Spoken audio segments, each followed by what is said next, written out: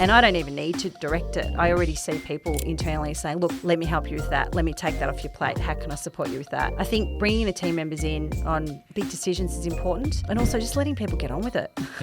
That's so true. Take us through some of the strategies that you've applied and what have you learnt from sort of the things that you've done and how that played out? The team is critical, right? So having the right team, having the right culture, having team members that are happy to be at work and want to be at work and want to do the right thing by clients is really important. And, I love that saying that, culture eats strategy for breakfast, and I really believe it. So no matter how much I can say and do, it's the team that really promotes and builds that growth. We have a highly collaborative team, which hasn't been easy. The team's the critical element. So we've got an excellent culture, and I see it because, I'll be sitting in at my desk and I'll see the team and you can sense that, workflows ebb and flow. You'll have one team that's pumping because there's huge deadlines, and then another team is not cruising, but, they don't have that pressure and that high stress environment at that time. And I don't even need to direct it. I already see people internally saying, look, let me help you with that. Let me take that off your plate. How can I support you with that? And that to me, I think is just a beautiful thing. Like it hums. So that's been really important, is the people.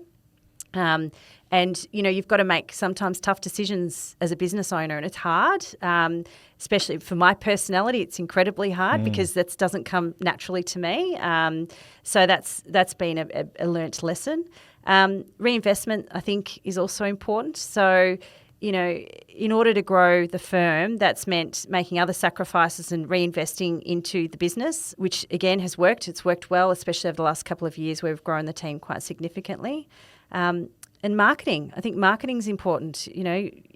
What you're doing here today, for example, you've got to get your brand out there and your name out there. You've got to understand the value proposition for the client. So, what is it that you're delivering? What are you doing that's better than everyone else? What's your unique selling proposition? So being able to nail that, and that ties into your strategy component, I guess, has also been important for us as on our growth journey. I want to dive deeper into that culture because you've obviously created this amazing culture where the team are now living and breathing it and probably driving it, as you said. You did, as an entrepreneur, as a leader, early stages as the team grew, that it built that culture because it would have come from you initially. What were the things that you did? What were your philosophies on building culture?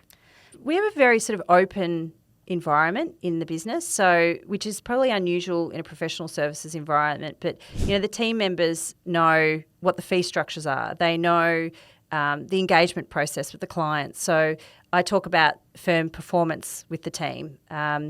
I loop them in on big decisions, which normally you'd have layers in a business where you wouldn't do that. Whereas I value the input and I seek the input all the time. So, if we're looking at a new recruitment in a certain department, I'm looping the team in going, right, how are we going? What's the workflow look like? What does a new role look like? Where do we need to get this appointment? So I think bringing the team members in on big decisions is important. And also just letting people get on with it. That's so true. I don't want to get involved in everyone's day to day. It's like, do you know what? If everyone's getting on with it, it's like we're happy. We're all happy. I think getting on with it and letting people do it is another way of saying we just don't micromanage people. And I think when you train, educate, and then let them just go, they'll make mistakes, but they'll learn from that and they'll do good things. They'll get confidence and all the rest of it. But as soon as you micromanage, it falls apart. And you can have a high performer. You'll be doing a really difficult task, but if you over micromanage, it's just the thing that I've seen over the journey with managers that get promoted. They get really excited. They want to get great results. They end up just reverting to micromanagement. And I think it is a culture killer, and it's one that's sort of silent because it sort of maybe comes with a good intention. So I like the word, just get on with it. Just get them to do it.